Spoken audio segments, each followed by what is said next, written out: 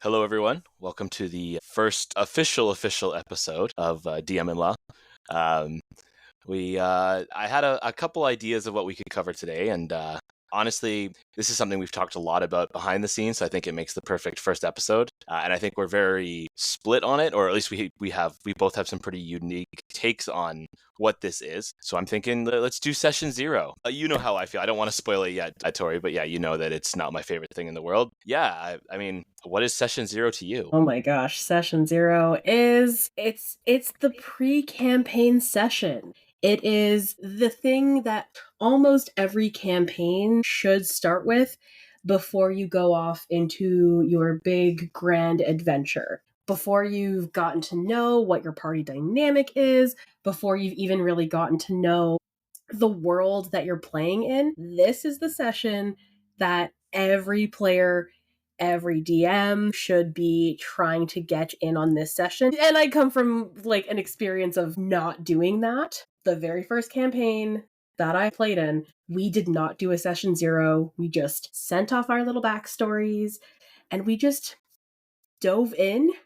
We didn't actually know the plot hook of our campaign until session 1. That was the very first time we really truly heard this grand plot hook for our campaign. We dove into playing, and we learned pretty soon after, as the campaign was going on and as, the campaign was slowly falling apart, just how integral having a session 0 would have been for us, because none of us were on board with the plot hook. It wasn't really working out for any of us in terms of how, the direction that our characters were going in, how we were adventuring from town to town in this world. It wasn't anything that any of us wanted. And a session 0 would have done us a world of good. I think we would have gotten a lot farther with our campaign than we did. We wouldn't have had characters that stepped out or left the party altogether. It would have benefited us as players, as characters, and just I think it would have benefited our dungeon master as well if we had done one. That is fair. I mean, a month ago, I would have said that I hate session 0 and that I think it's a waste of time. And I think the term I used before was it's a tax I have to pay to play with people because I just love D&D.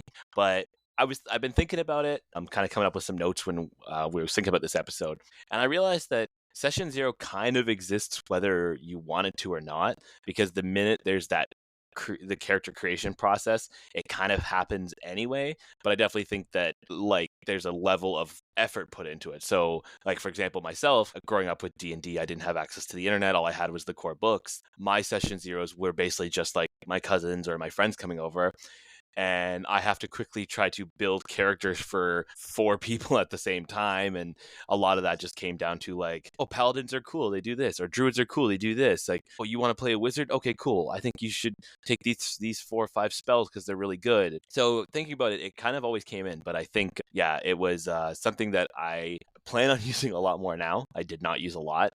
And just like you said, a lot of groups I think explode because it's not there. A lot of my players personally, they're newer players, they don't quite know the mechanics of the game. And I think session 0 would help to make them feel more like they were all part of a group beforehand, because you get a lot of greediness, I'm out for me kind of mentality I find in early D&D sessions when players are kind of figuring out themselves and how they want to play. So I don't know, have you run into that, like the early session greed, and did session 0 help eliminate that, or have you never ran into it? Or So I ran into it like back during that first campaign. We had this one player who thought it was really fun to like pickpocket other players, or out of game would be planning little pranks to play on the other characters. But it was nothing that was ever discussed like above table with other players. She would just decide to do what she thought was fun and chaotic in the moment. Like, which is fine. It's just it created a lot of moments in our games that were very, very tense for almost no reason. No one else was having fun at the table when these things happened, and it just it created a lot of player and player character friction that none of us really signed on for. So It's not my favorite. It's not my favorite when there's been no communication along the way between players and the dungeon master or between players and players. Like, having like any kind of stressful or tense interactions are fun when it's between characters, but not when it's between the players themselves, you know? And like this happened a lot. Like we never set boundaries on whether we wanted to include being a murder hobo early on or pickpocketing from our fellow players. Like there's always going to be that kind of friction in the beginning, but it's just kind of made worse when nobody knows this is what they inadvertently signed up for. Yeah, no, 100%. Yeah, the murder hobo thing for sure. Like the group I'm playing with right now, which you've joined in a session or two. Yeah, definitely running into these early game woes, and I'm definitely wishing I had maybe just, I guess, in my own words, paid that tax and gotten that first session done. I mean, I've tried to kind of implement it a little bit, like at the start of games now, where I ask players to give me a piece of their history or just like a core value. And I've actually gotten some pretty cool things out of my players. And I kind of now wish I could expand on that. Like one of my players, he's a druid. And when I asked him to explain something about his backstory, about how he was actually a player who wasn't born with nature magic, it was actually studied, and he went to like a college, but he overplays the whole like Lord of Nature kind of character because it's like a shortcoming of his. Like he's almost ashamed of the fact that he's a book taught druid instead of a natural born. And I just think that's so cool. And like, it sticks in my head because I think I could do some really cool things with that. I didn't It's realize that cool, that was right? his. Yeah, I Dan. didn't. I Yeah, didn't know that was his backstory. That's a very unique way of like being a druid. I never would have thought of that. I always think of druids as just like a hermit in the woods, just born with it. But that was such a unique aspect, and I'm like, that is really cool. And now I kind of want to incorporate like an NPC from his college or something to kind of like, it just. And that's the thing is, I guess a good session zero can do that. It's like that 3 minutes of just talking, suddenly I have this awesome idea for an NPC or a hook or a secret that maybe my player doesn't want to get out to the rest of the party. And I just think of how cool it'd be if I had another 5 or 6 of those from everyone else. Yeah, it's just such a cool idea. No, one thing you said something earlier about how like session zero was kind of like your tax to pay in order to play this game.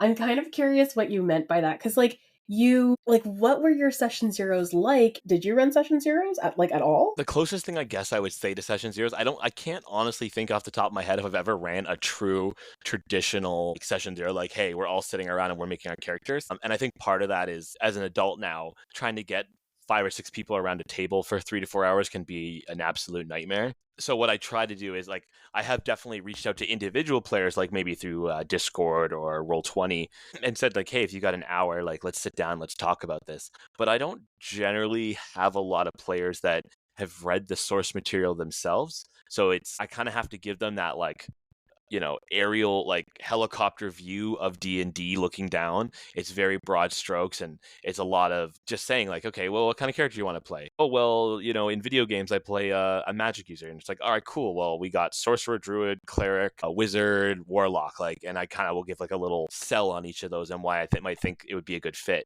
But I don't think I've ever done a true session zero, in all honesty. It's like, when I love something, I want my friends to love it too. And I think I could maybe learn to surround myself more with people that genuinely love the hobby than me trying to convince someone to love the hobby, which is, I guess, kind of how this podcast came to be, because I Yeah, happened because upon someone who loved the organically. Like, I didn't sell D&D to you. You loved D&D before we met, and it's just like, oh, we both like this. This is awesome. yeah, it's like one of those little things where you're like, thank God I don't have to try and convince you what I already know about this game.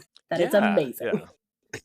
But I do love changing people's mind too. Like, I do have several friends. Like, I know I've mentioned quite a bit about newer players. I do have some friends who have played for a long time now. Some of them I brought into it, and they have grown as players, and they've invested into the hobby in their own ways. And I've also made some other friends who were naturally into it. And I've definitely had a few campaigns that were really, really good. And like, I had some really, I wouldn't say there was a session zero, but it was just players that were very invested in creating stories with their characters. And I mean, I did a level 1 to 20 for Horde of the Dragon Queen when it was like still like brand new, and I did that exclusively through Roll20. And man, it was such a great experience, and I guess that's the high that I keep trying to chase in a way. Since we kind of have established that I am not so much the session zero guy, and you have done it a little bit more, I have two questions actually. Ooh. One is, at least from my exposure to D&D, there hasn't been a lot of talk about Session Zero. So what made Session Zero a thing for you, where it's like, I feel like I need to do this first? And then two is, since you are a big advocate of Session Zero, what do you cover when you have that 2 hours with your players, or however long it takes to do your Session Zero? Okay, so when I first started running Session Zeros, it all came out of like that first campaign that I was in as a player, and then that first campaign as a DM. So I didn't have a Session Zero for either of those because I was like, how important could this be? If I just go through, like, with the campaign where I was DMing, I just got to know everybody's characters individually. I was like, okay, everyone's got such amazing backstories. Like, this is more than enough, like, good backstory content for me to go in with. We had a group chat, which I think honestly probably had the same functions of, a traditional session zero, where everyone was very clearly on board that they wanted this to be a little bit more focused on their backstories. They wanted to have a lot of role play opportunities. They wanted this to be a lot more story based. We knew exactly what we wanted. I had individual meetings or phone calls with people about their characters, and I knew them so, so well, which is what I did not have when I was a player. I had no backstory in my very first campaign, and I realized that was kind of to my detriment. So then when I started doing what we now have called like Adventures in Wildmount with, three, it started out with three friends and then it dropped down to two, but like we had talked about what the adventure was. We were all on the same page about that. Everybody had kind of talked about their characters, but only to the point of like what class they were playing. Nobody shared any details about their characters because they wanted to, have the big magical reveal in game. We talked about like setting, was everyone on the same page about where this was taking place? What was sort of like the areas that they would know based on either like their backstories or like how they got there. Basically, just a lot of things that would make sense to them as players for like motivations of why they're here in this place, what's getting them invested in this particular adventure. Yeah, I Okay. don't know. I really believe in session zeros and they are important because at least like you find out if your session zero is one where you're meeting the characters and you're getting to know them, you have an idea of what works within your party already. Like if you're looking for it to have a little bit of character balance, I guess in the sense of are you going to accidentally kill your entire party in the first session? Like I have people roll random things. There was one session zero where I was like, okay, let me make sure that I'm not going to just absolutely TPK everybody the first session. I had them all make sure that they knew how to roll attacks as their characters. I made sure that they knew how to read their spells. Like we went through all of that together. But yeah, like just a bunch of different things. Our experiences are so different because I haven't done much of this. So you're giving me good ideas of what I should do. Because one thing I did used to do quite a bit actually is try to embrace pre-made adventures and whatnot. Is I would actually like on my own time like load up all my players' character sheets, and let's say I wanted to make a challenge for them that might involve Arcana, for example. I would combine all their Arcana scores and then divide it by the amount of players to create an average DC for what the party's capable of. And then from there, I could fine tune it and be like, okay, I want this Arcana check to be hard, but not unavoidable. The party averages a DC 17, so I'm going to make this a 20 or a 19 or an 18 or something. So it's interesting because it kind of sounds like to me like you were kind of doing that ahead of time to make sure like, can my players hit these enemies? Or yeah, because I mean, especially with newer players, like no one wants to die session one or two, and it's a lot to take in. It's I've had a brand new player join my last session, and like thankfully we worked together, so he's able to talk to me on his own time, and he was very overwhelmed by the character sheet and everything it meant, and what does this number mean, and what's this number mean, and why is this a plus but this is a minus. Like I kind of forget what this must look like to someone with fresh eyes. Oh yeah, like the character sheet, it's no easy thing looking at it and trying to understand like what it all means because once you get used to how the sheet itself looks, that's fine. There's no understanding of what the numbers mean and how you even get those. Like looking at that sheet as a brand new player, half of it does not make any sense, even when you try to math it out. Exactly. I get a lot of players too who I have to kind of explain to them that like, hey, you're playing a bard and that means you should have a really high charisma. And they're like, well, why do I need a high charisma? And it's like, well, your spells rely on charisma. And they're like, well, I want to be able to punch things. And it's like, I would never limit my players and say like, hey, you can't play a bard that punches things. I love when people make really weird concoctions of characters or characters that like a fighting wizard sounds amazing. I would love to play a wizard with like an 11 intelligence and just try to make it work. But I feel like as part of session zero, I definitely could see the appeal of helping people understand the core concept of their character. And I think spells is great because I struggle a lot with that. I'm not one to generally enforce some of the spell rules. Like I feel like at least from myself, it would bog play down to expect some of my players to have to pre-prepare like their list of spells for the session. And then if they take a long rest, it's like they got to pick again. So I'm a little bit freeform and I just kind of let my players pick whatever they want as long as they have a spell slot to cast it.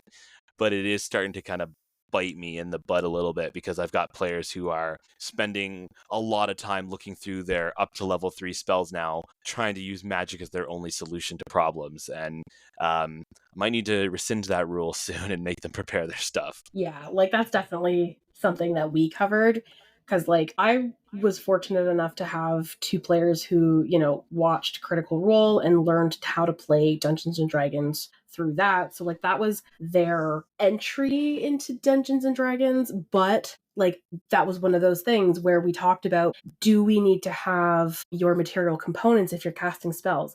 That didn't really come up for us necessarily because they kind of just did it, but it's definitely something that like for other parties or for other campaigns that are starting, like have that conversation about whether or not you want to include, material components. Are you counting how much gold you have? Are you counting the weight of all of your items? Yeah, absolutely. Like house rules, I guess, would be the term I think that everyone uses for this sort of thing. And it is important. For example, like you mentioned, spell components. I don't really care if my players carry around a bag of salt, but for my rule is if a spell has a cost to it, if it says you need 15 gold worth of something, I make them subtract that from their gold pool because I'll just let you have the salt, but you still got to pay for it at some point. Yeah, So exactly. yeah, Exactly. absolutely. Because you don't want a magic caster who gets upset. Like I've had players in the past who want to cast Revivify. Well, Revivify, I think it's a 500 or 1,000 gold diamond, and it's like you don't have Hang that on. much gold on you, buddy. You can't cast Revivify right now. Yeah. And I don't know. Maybe it's a hard question to answer because again, the concept of like session zero didn't really exist when I got into D&D, but Hmm. was so you had your first session. There was no session zero. It sounds like you got kind of the Cody treatment, which they just wanted to get everybody rolling dice, which I get. But was it because you came into D&D with like things like Critical Role and that already being around, was the idea of a session zero just always kind of there for you? Because I know in the new player's handbook it's actually a thing they discuss, and there's like actual part dedicated to it where it says like, hey, we recommend you do this, it's important. But I don't think any previous version has ever even mentioned a session zero before. I don't know. I don't know if I'm like making this up or I can't remember if the Dungeon Master's Guide mentioned a session zero. I remember I was flipping through one of the books and it said something about a session zero, and I was like, what is that? And then I started like certain things started to click into place in my brain because of course I always saw anything Dungeons and Dragons related.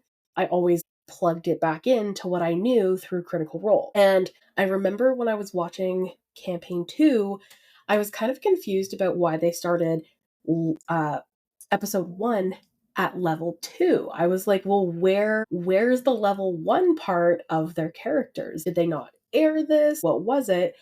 And then I realized whether it was either an adventure or something else, like, they essentially played their characters as level 1 off camera, and they kind of treated it as like their session 0.5.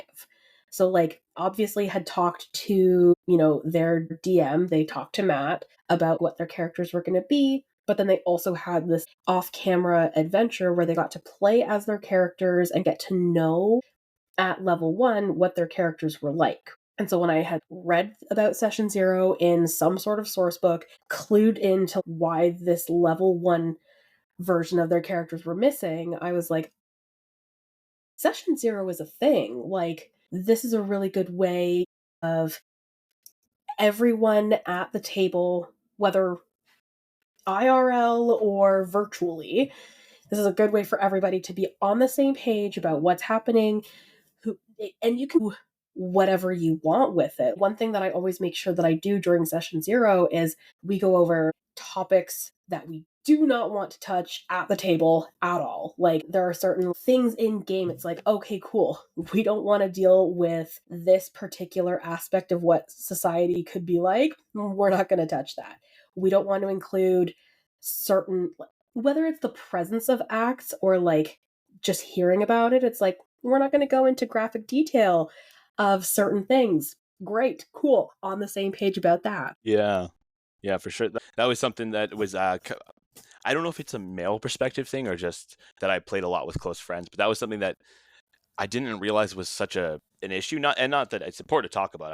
I'm not trying to downplay it, but I was considering joining a group with a friend of mine, and she was trying to create a group of players based on like a Facebook finding group kind of thing. I was really shocked when I because I lived kind of far, so I was kind of like a fill in if they couldn't find anybody. And I was talking to her, and I was like, "How's like finding players going?" And it was kind of crazy to me when she was expressing how like she would get blowback from players about being like, I don't want there to be mentions of like, yeah, like like sexual acts or the worser version of that. I don't want to say the word per se, but like you said, things of that nature. And apparently she would run into players who were like, oh, that's like criticizing her, like that's stupid, like you're limiting my role play and stuff. So yeah, I think it's really important to talk about that stuff, because as much as again, it was kind of mind changing for me, because it's like that's such an obvious thing for me to be like, yeah, of course, like I don't want to make anyone uncomfortable, but for people to be like, you're stifling my creativity because you're not allowing that, is just baffling. It's not even about that. It's like, there's like, obviously, we as people know that this stuff exists in the world. However, the game we're playing is literally all in our heads. It's make believe. The like whatever we do in game here is not going to affect the real world outside of this table. So like, why I bother bringing in something that's going to make a player uncomfortable just to keep the authenticity and creativity of your character and their actions, when honestly these actions are not great? So it's kind of like, you got to take into account like what's going to what's going to allow everyone to have the best time at that table. So I mean, like, we don't spend forever talking about, taboo topics or like things we don't want to have at the table, but like it is still an important thing to have, just because then, everyone's voice is heard, instead of you as the DM just being like, okay, we're gonna do this, this, this, this. It's like, it's a conversation. Just because I could, as a DM, I could be like, hey, I'm not super cozy with this topic. I just want to make sure, like, are we okay if we don't include it? Is there anything else that we don't want to include? Like, open up the floor for an open conversation so everyone can have their own input, and that they're heard. Like, that's the main thing. Just because you're the one running this game, like, everyone else still has a part to play, and you want to make sure everyone is comfortable and having fun. There's a lot that I could say about, you know, this whole thing of more females and femme presenting people in the D&D space. It's wild how some people who are a little bit more old school, they're just like, of course, we should include all of these terrible aspects of humanity and morals and ethics in our games. And it's like, I don't think we want to really open that whole can of worms, because that's a lot. Since you mentioned, because I was actually going to make the same point. I was going to say the fact that Dungeons and Dragons and other roleplay games, of course, have moved away from being that dude thing in the basement, high school boys being boys or whatever you want to call it. But I do like that the genders are blurred now. It's like, this is a game that's for anybody. It doesn't matter Yeah. if you're a boy, girl, or whoever you want to identify. And I think that brings new perspective. And the fact is that I think having more different individuals, it brings those things to the forefront because it's like I said, it was a talk that never really happened. I played with close friends. We were a bunch of dudes, growing up in the early 2000s, and shenanigans ensued. And I think it's great to be a bit more mature now and sit down and cover those. An example I wanted to share actually was one of the few times one of my really good friends was DMing, and I had just gone through a personal tragedy where my father passed away, and my DM had reached out to me and said like, hey, the next hook of this adventure actually really focuses on the death of an NPC's father, and I am totally cool to just change this because that's hitting a little too close to home, and I don't think that's something. It's not something I want to do to you if that's not what you want. Now, for me personally, it was fine. I was really invested in the story. I really liked that NPC, and I thought I could bring more to the table now that I had something to draw on. But I'll always applaud that my friend DM before doing that, like just pulling me aside, not even talking about sessions, just talk about being a good person in general, I guess, and saying, like you said, it's a world we can create. I can change things on the fly. We can retcon, or we can, Mandela effect this if need be. Like I said, a month ago I would have been like, session zero doesn't matter, and I've actually changed completely because I think this is a great thing to share with any player, new or old. Is like this is always a learning experience. Like I've been playing for literally 20 years now, and I can still feel like a novice in many ways. And I think that there's a lot to be learned from just talking with other DMs or even players. Is the quicker you can get the party to start working as a cohesive unit. Obviously, I want players to have their own personality. I don't think everyone needs to be best friends, but I do feel like in a lot of sessions, at some point you hit that shift where everyone's working towards the common goal in their way, and I find suddenly things will click and it'll be amazing. But it can be a bumpy road to get there. Oh, yeah. I think one of the biggest things, you talk to people about their play style, where it's like some players get really, really into role play and they have that expectation of, every other player around them matching that level versus, other players at the table maybe don't seem as engaged. Like they might be on their phone, they might be playing with like a fidget toy. Absolutely. We were just talking about this before we started recording. Yep. But like what I find really interesting is like for the experiences you've had where I know that like players seeming very disengaged and paying attention to other things when they're not paying attention to what's going on within the game or they don't seem like it. Like I remember I had a player who was like that. But like we had a conversation leading up to the games where like I knew that this player definitely like has a lot of trouble staying engaged within the game, so we came up with a system of like I understood that if they would try not to be on their phone, but like if they were not as engaged in that moment, they had a fidget toy that they could silently play with or something. Like there was an understanding that I knew that they weren't just trying to like dip out of the game or they weren't being respectful of the game Absolutely. itself. Yeah.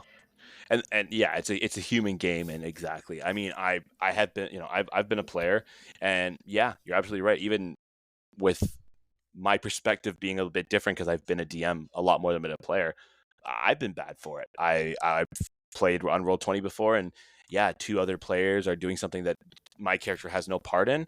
Yeah, and it's very easy to just open another tab on your computer and start looking up your spell list or whatever. And it's like, it's not always a disrespectful thing. Sometimes it's just, I'm an adult and I'm going to entertain myself while this person has their moment.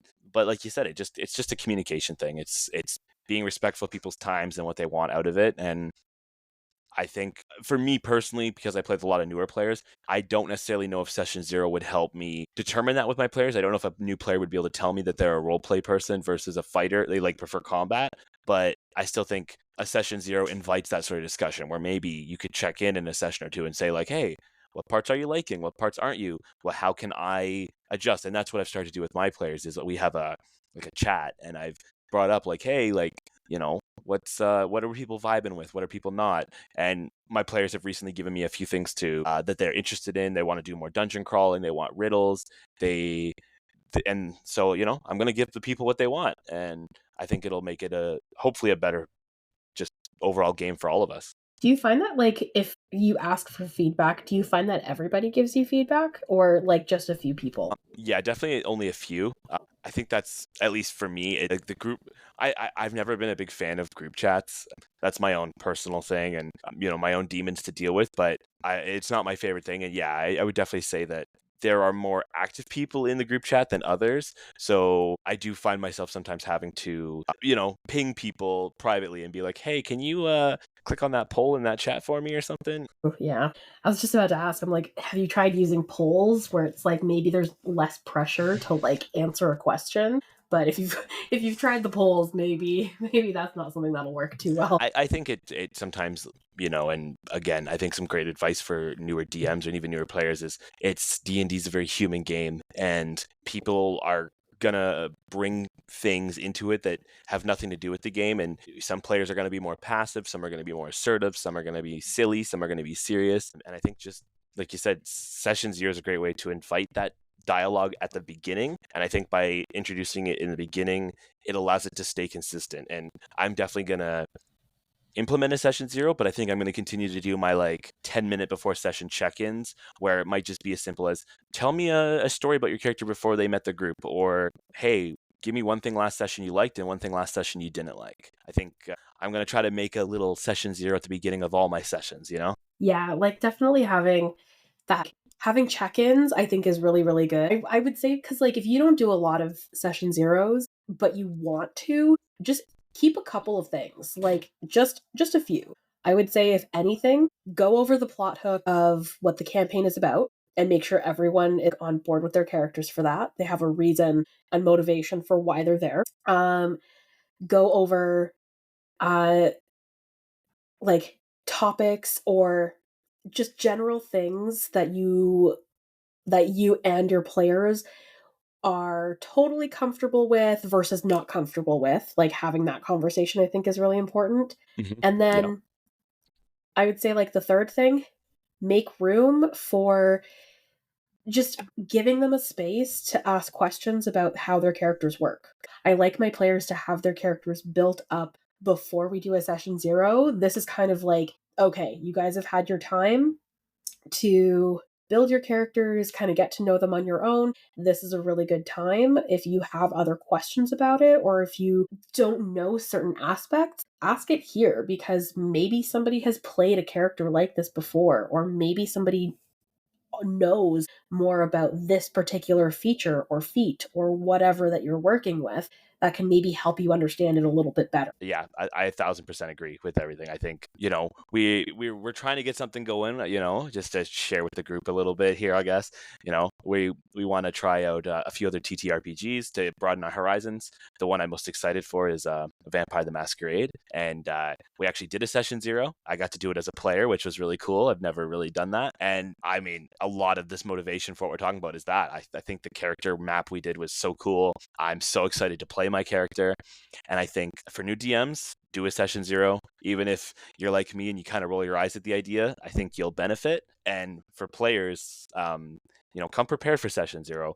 Don't make your DM do everything, whether they're inviting you into the hobby themselves because they're passionate like I do with a lot of my friends, or maybe someone's just taking time out of their day to run it for you guys because everyone's passionate and you just want to try it. Like, come in ready to learn and have maybe even just a concept in mind. Yeah, no, all of that and more. Honestly, just So. don't knock the session 0. It's really just going to be beneficial for everybody, regardless of whether or not you want to do it. And only good things will come from doing it. I mean, yeah, you put me and Tori in a room, we can talk about D&D literally all day. So we'll call it there. Yeah, thanks for listening.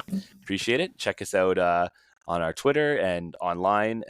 Yeah, I'm as always, leave a comment or a question. We're happy to engage with y'all and answer anything we can. We just want to grow this hobby. So. Yeah. Anyway, guys, thanks so much for listening. Catch us online and make sure to check out our next episode. Cool. All right. Well, I'll talk with you again soon, Tori. Alrighty. Cool beans.